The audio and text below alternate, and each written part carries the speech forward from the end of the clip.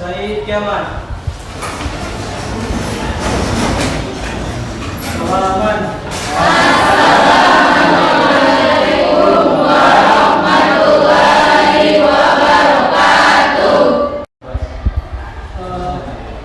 Pada hari ini alhamdulillah ada semua ya.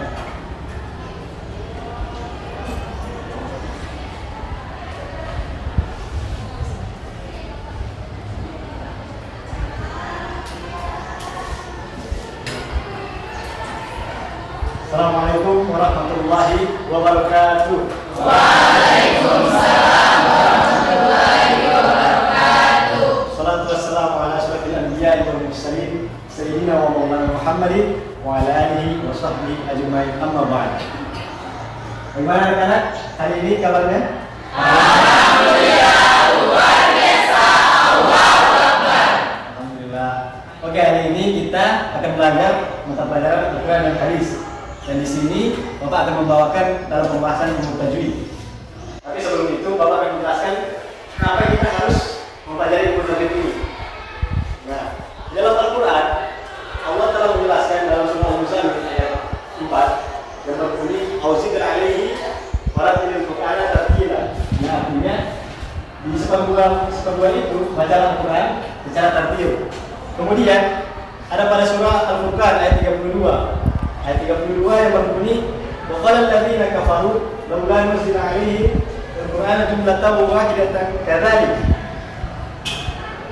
Yang artinya orang-orang kafir berkata, mengapa Al-Quran itu tidak diturunkan secara sekaligus? Karena demikianlah kami memperteguhkan hatimu ya Muhammad dan bacalah Al-Quran itu secara tartil. Kemudian ada hadis yang berbunyi yang diriwayatkan oleh Abu Dawud dan Tirmizi dan An-Nasa'i, yaitu Yula bin Muhammad radhiyallahu anhu bertanya kepada Ummu Salamah. Dia bertanya kepada Ummu Salamah, bagaimana cara Rasulullah SAW itu membaca Al-Quran. Kemudian Ummu Salamah menjawabnya dengan Rasul SAW itu membaca Al-Quran secara jelas, berkata. Di sini dapat disampaikan, dapat disimpulkan bahwasanya kalau kita mempelajari tajwid atau membaca Al-Quran itu harus memperhatikan tartilnya. Nah, di sini ada yang tahu apa itu tartil? Apa itu tartil? Bacaan? Apa itu? Ada yang tahu? Tartil? Penyebutan huruf. Nah, iya. Tartil itu membaca Al-Quran secara tartil yang dimaksud karena kita harus memperhatikan makhrajul hurufnya, tanda pendeknya atau matnya, serta tanda berhentinya atau wakafnya. Sampai sini paham? Nah, pada materi kali ini Bapak akan membawa pembahasan ilmu tajwid, yaitu nun mati dan tanwin. Sebelum itu Bapak minta kalian mengeluarkan alat tulis kalian. Sudah? Karena bentar nanti Bapak menjelaskan, Bapak akan tanya satu-satu.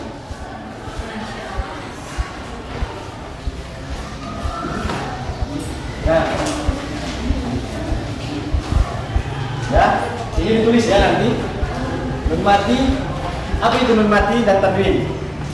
Nun mati adalah nun yang tidak berharakat, yang biasanya kita temukan di dalam Al-Quran itu ada tanda bulat sempurna nun matinya. Nah, kemudian tanwin, apa yang dimaksud dengan tanwin? Ada yang tahu?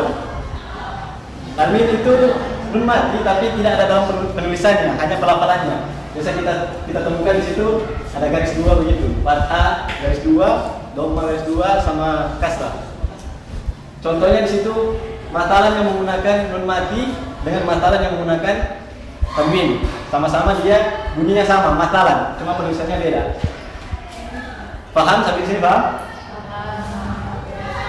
Kalau yang mau bertanya, saya akan bertanya dulu. Apa perbedaannya itu?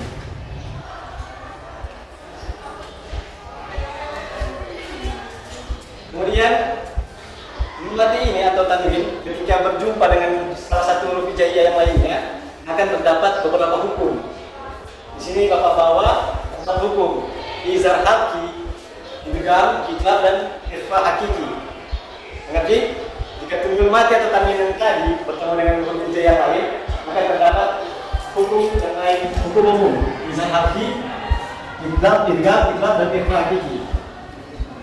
Izhar, idgham,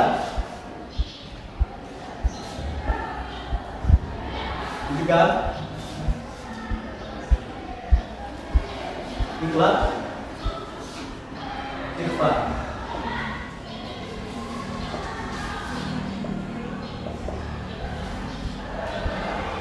Oke, sampai sini paham? Ketika nun mati bertemu dengan huruf hijaiyah lain akan terdapat beberapa hukum. Izhar halqi, idgham, ikhfa, dan ikhfa hakiki. Nah, kita masuk ke hukum yang pertama. Hukum yang pertama itu ada izhar. Di sini apa yang dimaksud dengan izhar? Jelas. Jadi apa yang dijelaskan itu? Apa yang jelas? Apa yang nampak? Penyebutannya kan? Penyebutan huruf mati itu atau tanwin. Bunyi an itu jelas. An itu jelas, harus jelas. Ditempatkan dia. Kemudian izhar ini ada beberapa huruf. Ada hamzah, ha, ain, ha, abain, sama kha. Nah, apabila nun mati bertemu dengan huruf-huruf ini, maka nun matinya itu atau tanwin dijelaskan. Jelas dia, tampak dia. Sini ada contoh apabila nun mati bertemu dengan hamzah. Man amana. Coba, man amana. Man amana. Man hajara. Man hajara. Man an'amta. An'amta. Ghafurun halim. Ghafurun halim. Azizun ghafur. Azizun ghafur. Min khairin. Min khairin. Nah, itu contoh dari izhar halqi. Apabila nun mati bertemu dengan huruf-huruf izhar. Izhar halqi. Halq itu artinya tenggorokan. Jadi huruf-huruf yang keluar dari tenggorokan. Sampai sini paham? Paham. Oke, kita lanjut ke hukum berikutnya. Hukum berikutnya ada idgham. Jadi di sini ada yang tahu apa itu idgham?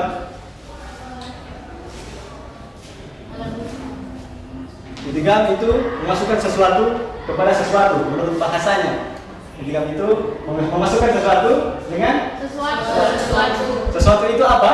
Sesuatu itu nun mati atau tanwin tadi apabila bertemu dengan huruf hijaiyah. Dimasukkan nun mati ke huruf berikutnya, dileburkan. Maka nun matinya itu hilang. Mengerti? Paham? Nah, di sini idgham terbagi dua hukum, idgham di gunnah dan idgham bila gunnah. Idgham di gunnah itu idgham di gunnah apabila bertemu dengan ya, nun, mim, waw. Itu ditulis ya nanti. Kalian tuliskan? Ada apa? Apabila nun mati bertemu dengan salah satu huruf idgham di gunnah, ya, nun, mim, waw, maka dia dileburkan, hilang nun matinya. Di sini ada contoh nun mati bertemu dengan waw.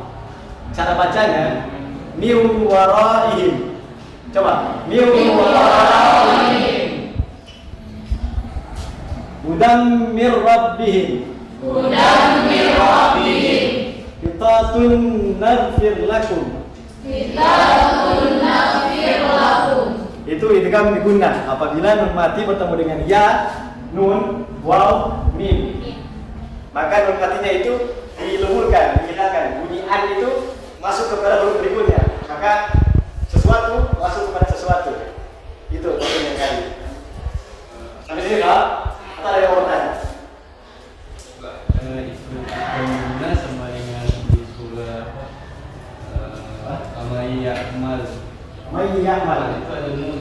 Aman ya, itu Amai itu sebenarnya idgham di gunnah. idgham di gunnah. Idgham di gunnah dileburkan terus didengungkan, dua sampai diarahkan. Berdengung ya, di gunnah. Gunnah itu dengung. Oke, sampai sini ada yang mau bertanya lagi? Terkait idgham? Oke, kalau tidak ada yang mau bertanya kita lanjut. Nah, di sini ada pengecualian apabila nun mati bertemu dengan idgham tadi itu huruf idgham waw dan ya. Tapi di sini dalam satu kata. Dalam satu kata di sini yang dimaksud dia masuk kepada izhar.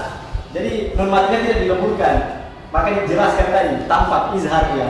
Izhar mutlak apabila nun mati bertemu dengan waw. Kan tadi idgham idgham bi gunna salah satu hurufnya ada waw dengan ya kan. Nah, di sini ada pengecualian apabila dia satu kata dia masuk kepada izhar mutlak. Berarti dia masuk kepada izhar mutlak.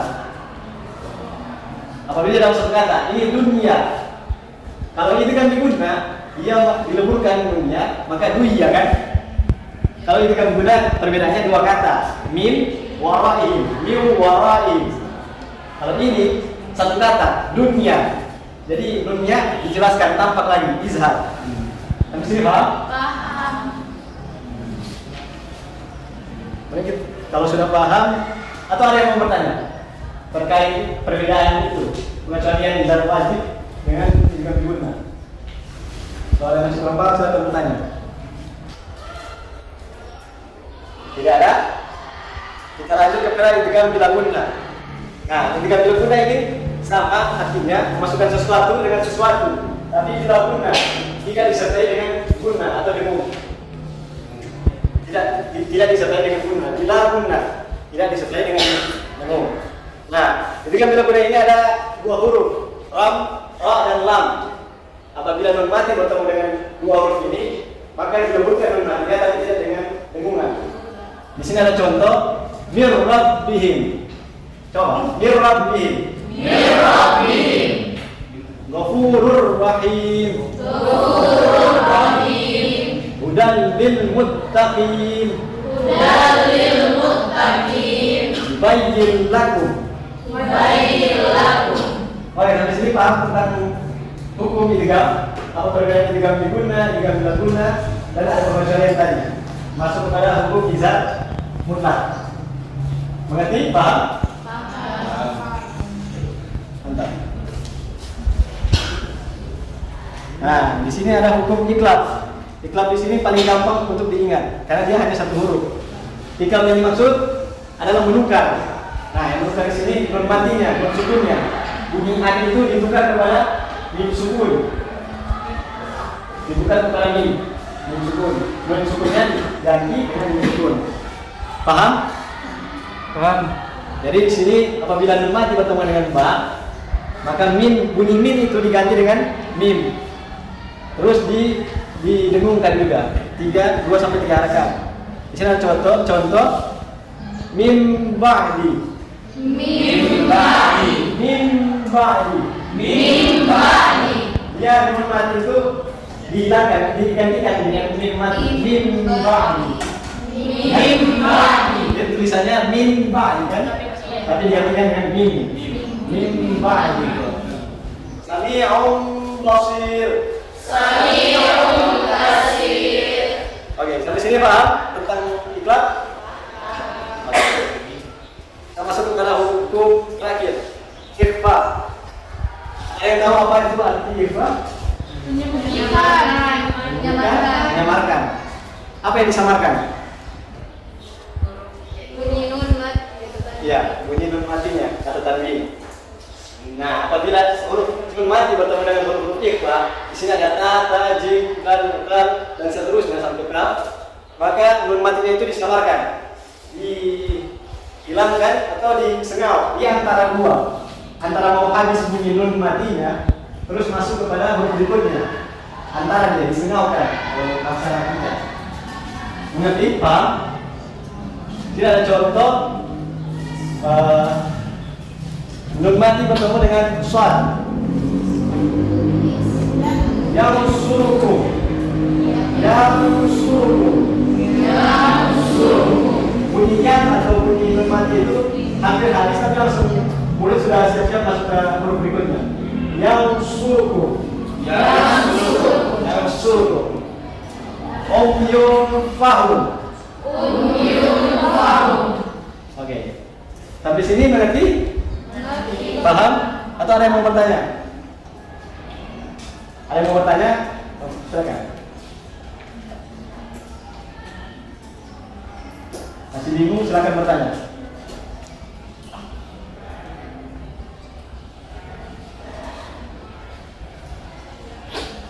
Kita tidak ada yang mau bertanya. Bapak mau tanya kembali. Apa sih arti nun mati dan tanwin itu? Ada yang bisa jawab? Ada yang bisa bantu Bapak?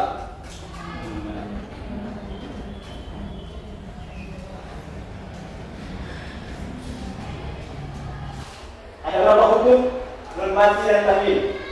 Apa saja?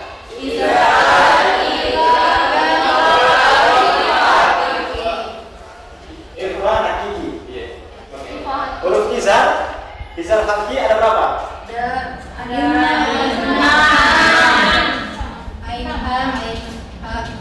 Coba dulu jelaskan apa yang dimaksud dengan izhar itu. Izhar sebuah hukum dengan penyebutan yang jelas. Di situ ada huruf hamzah, ha, ain, ha, goin, ho. Lalu apa yang dijelaskan itu? Apa yang disampaikan? Bunyi apa? Nun mati bertemu dengan Huruf yang tadi. huruf yang telah saya sebutkan tadi. Beri tepuk tangan dulu. Kemudian kita lanjut, Bapak mau tanya kepada Muhammad Arif dia. Nah, apa yang dimaksud dengan idgham itu?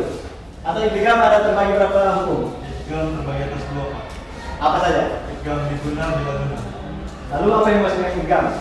Idgham itu nun mati ketemu tanwin ketemu dengan huruf yang dengung atau tidak dengung. Lalu nun matinya jadi apa? Yang dileburkan. Oke. Beri tepuk tangan lagi. Sampai sini masih ada yang masih kurang mengerti? Saya bertanya, Bapak persilakan. Kalau ada yang masih belum mengerti. Sudah jelas semua? Oke.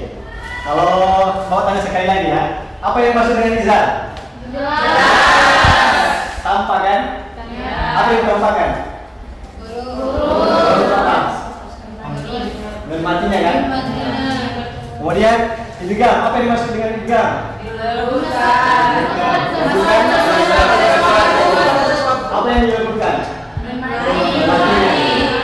Idgham terbagi berapa hukum? Apa perbedaan idgham diguna dengan izhar mutlak yang lain? Ada yang tahu?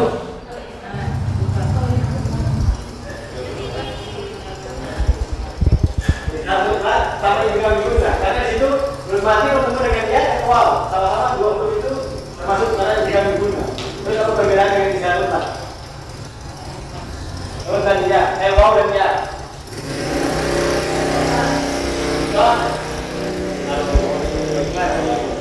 Bisa dijelaskan kembali? Oke, Bapak jelaskan sekali lagi ya.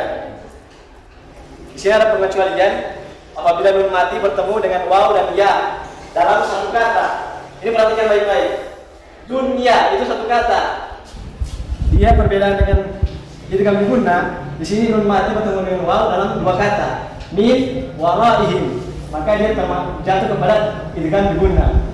Kalau dia dalam satu kata, dia masuk kepada izhar mutlak, izhar wajib. Oke, mengerti? Coba jelaskan kembali. Apa perbedaan antara izhar mutlak dengan idgham diguna? Idgham diguna dengan izhar mutlak. Sama-sama nun mati dan tanwin itu bertemu dengan huruf waw dan ya. Apa perbedaannya? Apa, Anggi? Cuma satu kata. Kalau izhar mutlak, nun mati bertemu dengan ya dan waw dalam satu kata. Itu perbedaannya, pengecualiannya.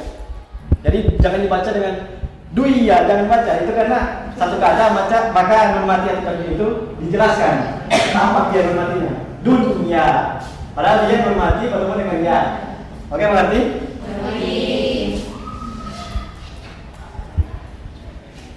Bapak mau tulis dan kalian coba jelaskan ini hukum apa, masuk kepada hukum apa?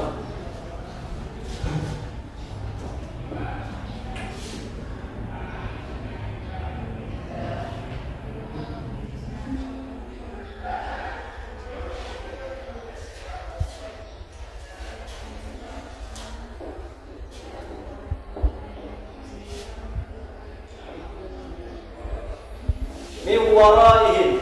Nun mati bertemu dengan waw. Ini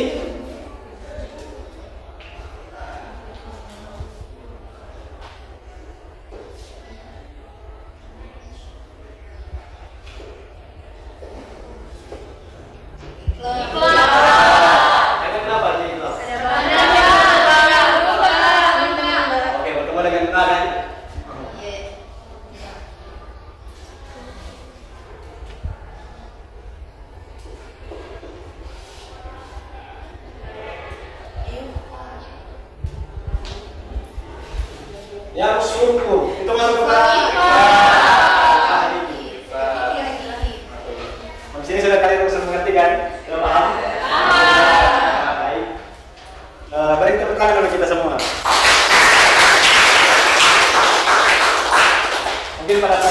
ini Bapak cukupkan karena saya semua sudah mengerti kan? Sudah paham apa nun mati dan tajwid dan tanwin itu apabila bertemu dengan huruf yang lainnya. Ada terbagi berapa? 4. Apa? Izhar. Oke. Baru tepuk tangan sekali lagi bagi kita.